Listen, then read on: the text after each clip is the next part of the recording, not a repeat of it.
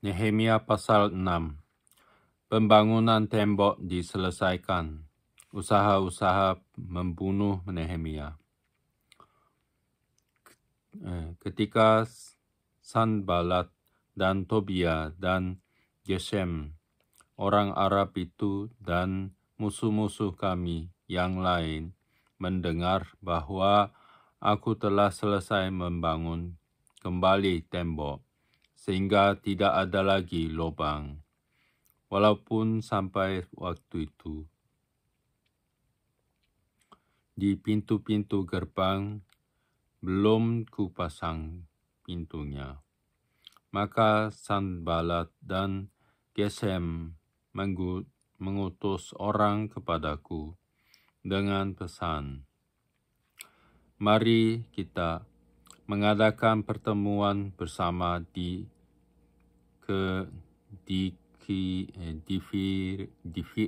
Kefirim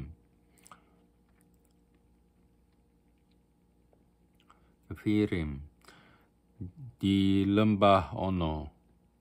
Tetapi mereka berniat mencelakakan aku. Lalu aku mengirim utusan kepada mereka dengan balasan, Aku tengah melakukan suatu pekerjaan yang besar. Aku tidak bisa datang. Untuk apa pekerjaan ini terhenti oleh sebab aku meninggalkannya dan pergi kepada kamu. Sampai empat kali mereka mengirim pesan semacam itu kepadaku. Dan setiap kali aku berikan jawaban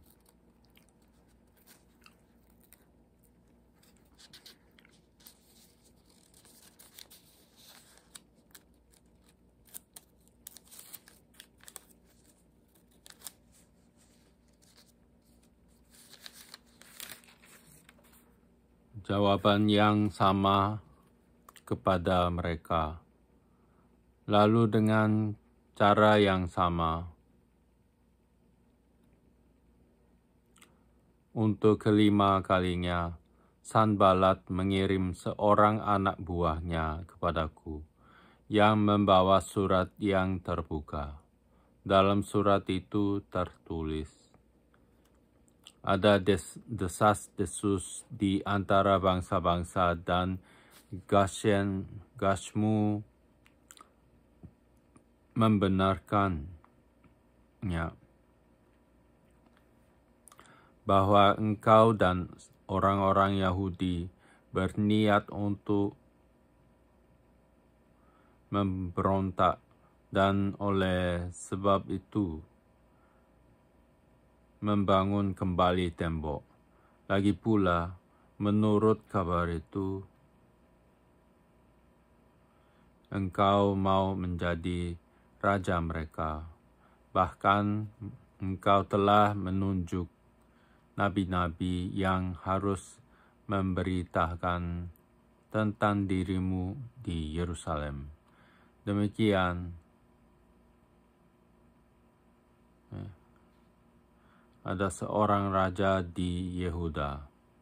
Sekarang berita seperti itu akan didengar raja. Oleh sebab itu, mari kita sama-sama berunding. Tetapi aku mengirim orang kepadanya dengan balasan, hal seperti yang kau sebut itu tidak pernah ada. Itu isapan jempol belaka.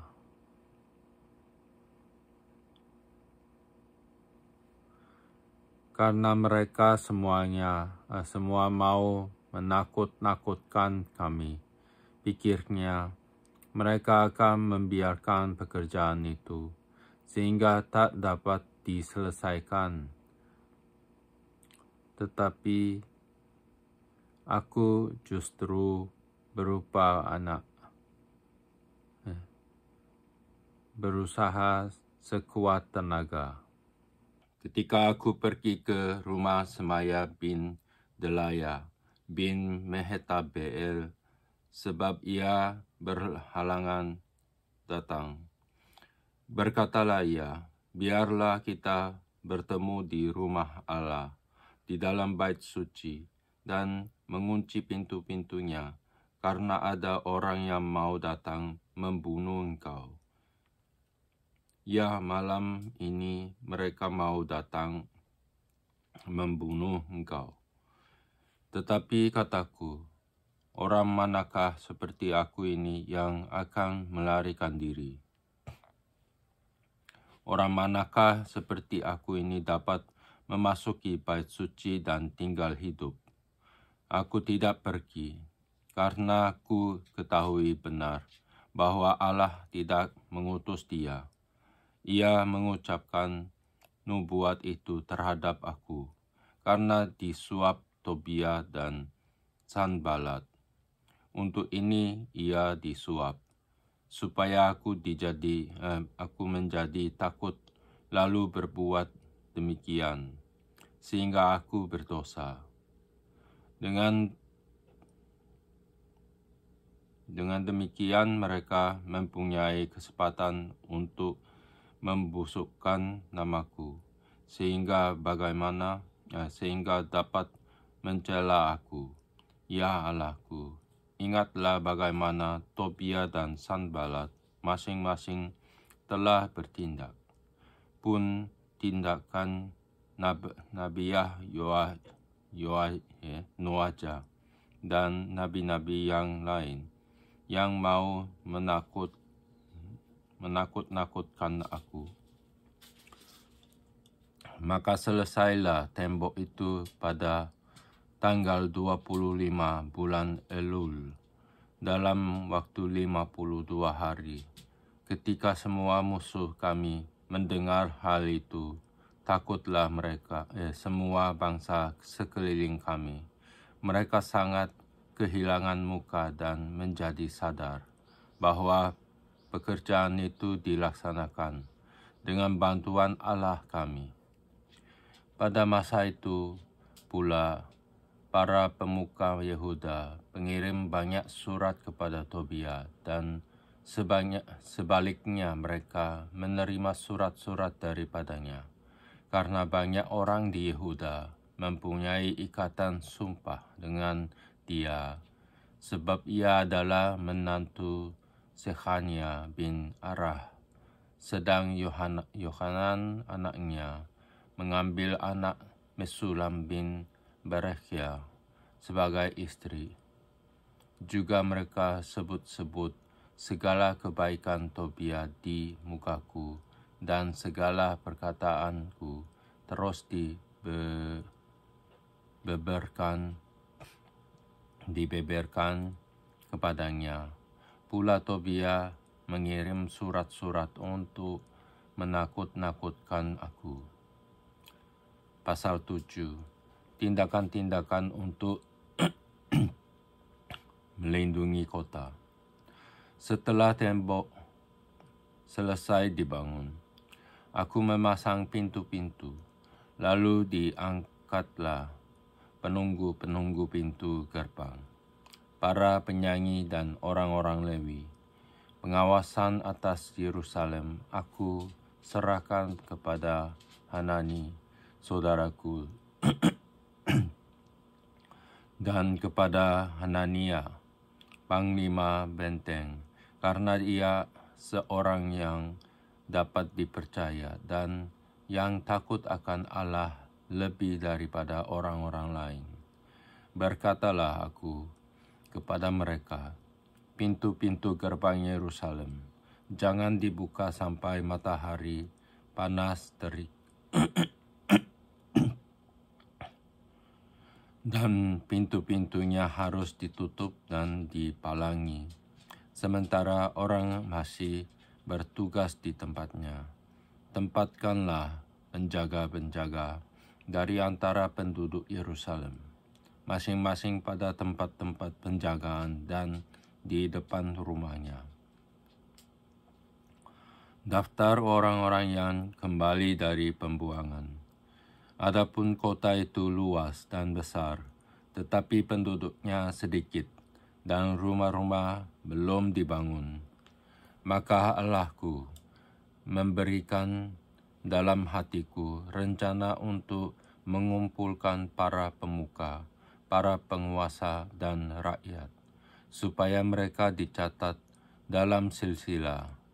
Lalu ku dapati daftar silsilah orang-orang yang lebih dahulu berangkat pulang. Dalam daftar itu ku dapati tertulis, inilah orang-orang provinsi Yehuda yang berangkat pulang dari pembuangan, yakni para tawanan yang dahulu diangkut oleh Nebukadnezar, Raja Babel, dan yang kembali ke Yerusalem dan ke Yehuda, masing-masing ke kotanya. Mereka datang bersama-sama Zerubabel, Yesua, Nehemia, Azaria, Raamia, Nahamani, Mordekai, Bilsan, Misperet, Bigwai, Nehum, dan Baana. Inilah daftar orang-orang bangsa Israel. Bani Paros, 2.172 orang. Bani Sefaca, 372 orang. Bani Arah, 652 orang. Bani Pahat Moab, yakni Bani Yesua dan Yoab, 2.818 orang.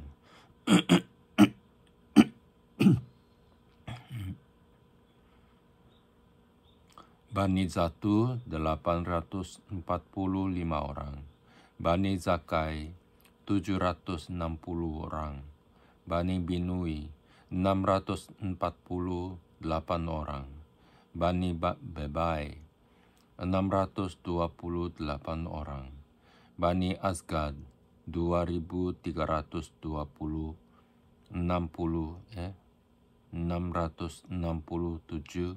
orang. Bani Azgad, 2.322 orang. Bani Adonikam, 667 orang.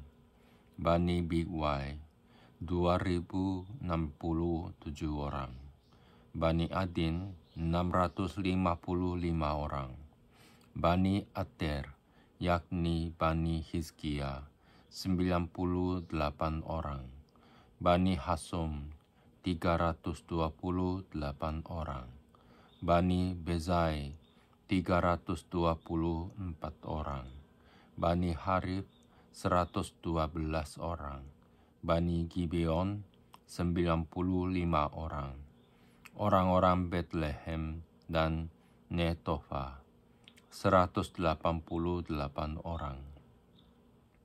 Orang-orang Anatot, 128 orang. Orang-orang Bet Asmawet, 42 orang. Orang-orang Kiryat Yarim, Kefira dan Beerot, 743 orang. Orang-orang Rama dan Gaba, 621 orang. Orang-orang Mikhmas, 122 orang. Orang-orang Betel dan Ai, 123 orang. Orang-orang dari Nebo yang lain, 52 orang. Bani Elam, yakni Elam yang lain, 1.254 orang. Bani Harim, 320 orang. Orang-orang Yeriko, 345 orang. Orang-orang Lot, Hadid, dan Ono, 721 orang. Bani Sena, 3.930 orang. Inilah para imam, Bani Yedaya, yakni kaum keluarga Yesua, 973 orang. Bani Imer, 1052 orang.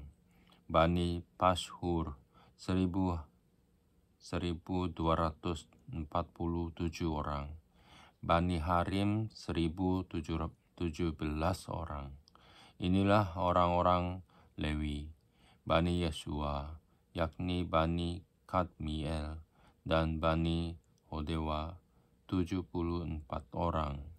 Inilah para penyanyi, Bani Asaf, 148 orang.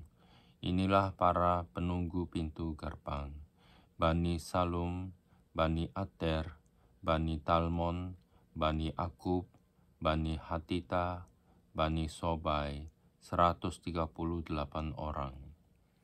Inilah para budak di Bait Allah, Bani Ziha, Bani Hasufa, Bani Tabaot, Bani Keros, Bani Sia, Bani Padon, Bani Lebana, Bani Hagaba, Bani Salmai, Bani Hanan, Bani Gidel, Bani Gahar, Bani Reaya, Bani Rezin, Bani Nekoda, Bani Gazam, Bani Uza, Bani Pasea, Bani Besai, Bani Meunim, Bani Nefusim, Bani Bakbuk, Bani Hakufa, Bani Harhur, Bani Baslit, Bani Mehida, Bani Harsa, Bani Barkos, Bani Sisera, Bani Tema, Bani Nezia, Bani Hatifa. Inilah keturunan para hamba Salomo, Bani Sotai, Bani Soferet, Bani Perida, Bani Yala, Bani Darkon, Bani Gidel, Bani Sefaca, Bani Hatil, Bani Pokheret, Hazebaim, Bani Amon. Seluruh budak di Bait Allah dan keturunan para hamba Salomo ada 392 orang. Inilah orang-orang yang berangkat pulang dari Tel Mela, Tel Harsa, Kerub, Adon, dan Imer. Tetapi mereka tidak dapat menanyakan apakah kaum keluarga dan asal-usul mereka termasuk bangsa Israel, Bani Delaya, Bani Tobia, Bani Nekoda, 642 orang, dan Bani antara para imam, Bani Habaya, Bani Hakos, Bani Barzilai. Barzilai itu memperistri seorang anak perempuan Barzilai, orang Gilead itu. Dan sejak itu ia dinamai menurut nama keluarga itu. Mereka itu menyelidiki apakah nama mereka tercatat dalam silsilah, tetapi karena itu tidak didapati, maka mereka dinyatakan tidak tahir untuk jabatan imam. Dan tentang mereka diputuskan oleh kepala daerah bahwa mereka tidak boleh makan dari persembahan Maha Kudus, sampai ada seorang imam bertindak dengan memegang Urim dan Tumim. Seluruh jemaah itu bersama-sama ada 42.360 orang. Selain dari budak mereka laki-laki dan perempuan, yang berjumlah 7.337 orang. Pada mereka ada 245 penyanyi laki-laki dan perempuan. Mereka mempunyai 736 ekor kuda, 245 ekor bagal, 435 ekor unta, dan 6.720 ekor keledai. Sebagian dari kepala kaum keluarga memberi sumbangan untuk pekerjaan itu, sedang kepala daerah memberi sumbangan untuk perbendaharaan 1.000 dirham emas, 50 buah pokor penyiraman, dan 530 helai kemeja imam. Pula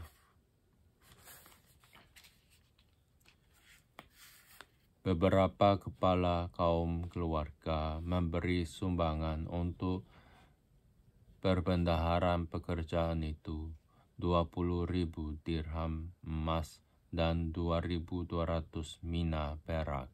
Dan yang disumbangkan oleh orang-orang lain adalah 20.000 dirham emas, 2.000 mina perak, dan 67 helai kemeja imam. Adapun para imam dan orang-orang Lewi, para penunggu pintu dan para penyanyi, juga sebagian dari rakyat, para budak di bait Allah dan semua orang Israel yang lain menetap di kota-kota mereka. Pasal 8. Pembacaan Kitab Hukum Hari Raya Pondok Daun. Ketika tiba bulan yang ke-7, sedang orang Israel telah menetap di kota-kotanya, maka serentak berkumpullah seluruh rakyat di halaman di depan pintu gerbang air. Mereka meminta kepada Ezra, ahli kitab itu, supaya ia membawa kitab Taurat Musa, yakni kitab hukum yang diberikan Tuhan kepada Israel. Lalu pada hari pertama bulan yang ke-7 itu, Imam Ezra membawa kitab Taurat itu ke hadapan jemaah, yakni baik laki-laki maupun perempuan, dan setiap orang yang dapat mendengar dan mengerti. Ia membacakan beberapa bagian daripada kitab itu di halaman di depan pintu gerbang air, dari pagi sampai tengah hari di hadapan laki-laki dan perempuan dan semua orang yang dapat mengerti. Dengan penuh perhatian, seluruh umat mendengarkan pembacaan kitab Al-Taurat itu. Ezra, ahli kitab itu, berdiri di atas mimbar kayu yang dibuat untuk peristiwa itu. Di sisinya sebelah kanan berdiri Matica, Sema, Anaya, Uria, Hilkia, dan Maasea. Sedang di sebelah kiri berdiri Pedaya, Misael, Malkia, Hasum, Hasbadana, Zakaria, dan Mesulam.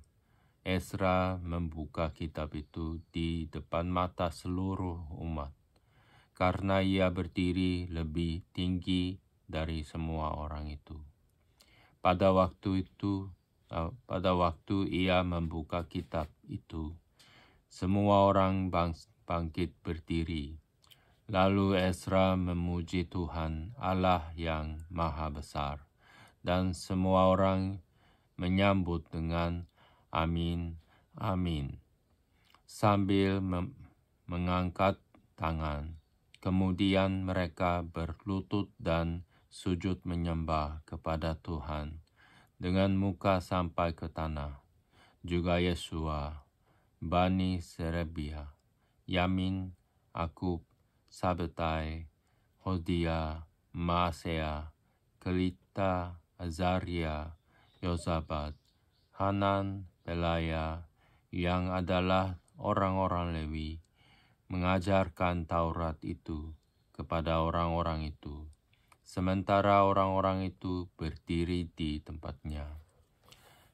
Bagian-bagian daripada kitab itu, yakni Taurat Allah, dibacakan dengan jelas, dengan diberi keterangan-keterangan, sehingga pembacaan dimengerti. Lalu Nehemia, yakni kepala daerah itu, dan Imam Esra, ahli kitab itu, dan orang-orang Lewi yang mengajar orang-orang itu, berkata kepada mereka semuanya, "Hari ini adalah kudus bagi Tuhan Allahmu. Jangan kamu berduka cita dan menangis, karena semua orang itu menangis ketika mendengar kalimat-kalimat Taurat itu." Lalu berkatalah ia kepada mereka, "Pergilah kamu, makanlah sedap-sedapan dan minumlah minuman manis, dan kirimlah sebagian kepada mereka yang tidak sedia apa-apa, karena hari ini adalah kudus bagi Tuhan kita. Jangan kamu bersusah hati, sebab sukacita karena Tuhan itulah perlindunganmu." Juga orang-orang Lewi menyuruh semua orang itu supaya diam dengan kata-kata, "Tenanglah, hari ini adalah kudus, jangan kamu bersusah hati."